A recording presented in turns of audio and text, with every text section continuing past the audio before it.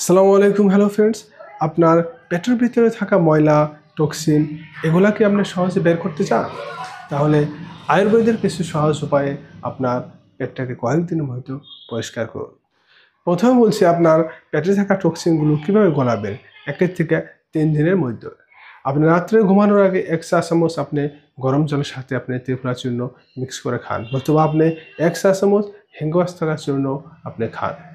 এটা আপনার পেটের আগুন জ্বালিয়ে আপনার জমে থাকা টক্সিনগুলো গলিয়ে দিবে।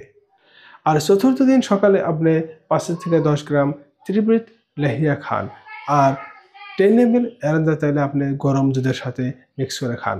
এতে আপনার 4 থেকে 8 বার আপনার আরামদায়ক পায়খানা হবে, আর পেটটা অনেক হালকা হয়ে যাবে। তারপর পরের 2 থেকে 3 দিন আপনি পেঁয়া বা ভাতের মার খান, আর আপনি লাঞ্চ ও ডিনারে আপনি মুগ ডাল, খিচুড়ি আর তার সাথে ঘি মিক্স করে খান। আপনি এটা 30 থেকে 45 দিন কন্টিনিউ করেন, আর এর সাথে আপনি 1 চামচ ত্রিফলা চালিয়ে যান। আপনার পেট, স্কিন, ইমিউনিটি এগুলা সব ভালো হয়ে যাবে।